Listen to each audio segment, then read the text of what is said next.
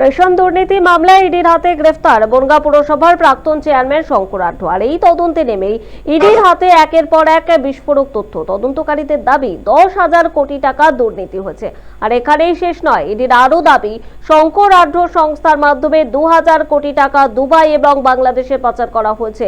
আর এদিন বিদেশি মুদ্রার বিনিময় অপরাধ নয় বলেই পাল্টা সওয়াল করলেন বনগাঁ পুরসভার প্রাক্তন চেয়ারম্যানের আইনজীবী। প্রায় 17 ঘন্টা ম্যারাথন তল্লাশির পর শুক্রবার গভীর রাতে গ্রেফতার হন শঙ্কর আঢ্য। শনিবার তাকে ব্যাংশাল আদালতে তোলা হয়। আদালতে ইডির দাবি রেশনে মোট 10,000 কোটি টাকার দুর্নীতি হয়েছে এবং বৈদেশিক মুদ্রা বিনিময়ের মাধ্যমে রেশন দুর্নীতির টাকা বিদেশে পাচার করা হয়েছে। ধৃত শঙ্কর আঢ্যর নিজস্ব 90টি বিদেশি মুদ্রা বিনিময় অফিস নিয়ন্ত্রণ করেন বলেও দাবি ইডির। আর এই অফিসগুলির মাধ্যমে মোট 20,000 কোটি টাকা বিনিময় হয়েছে। তার মধ্যে 2,000 কোটি টাকা বাংলাদেশ এবং দুবাইতে পাচার করা হয়েছে। আর ওই বিপুল টাকাও রেশন দুর্নীতি বলেই মনে করা হচ্ছে। যদিও শঙ্কর আঢ্যর আইনজীবীর দাবি বিদেশি মুদ্রা বিনিময় অপরাধ নয়। বিদেশি মুদ্রা বিনিময় ক্ষেত্রে বেনিয়ম হলে তা রিজার্ভ ব্যাংকের মারফত আসবে। ইডি কেন গ্রেফতার করলো তার মক্কেলকে পাল্টা সওয়াল আইনজীবীর। এদিন আদালতে রেশন দুর্নীতিতে ধৃত মন্ত্রী জ্যোতিপ্রিয়র লেখা চিঠির কথা উল্লেখ করেন ইডি।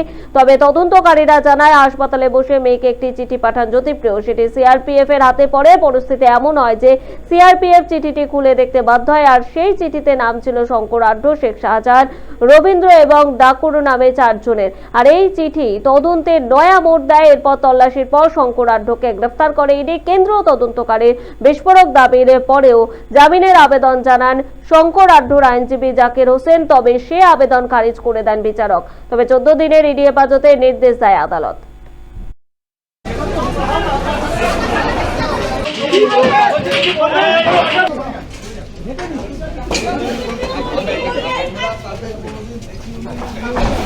তখন কি হচ্ছে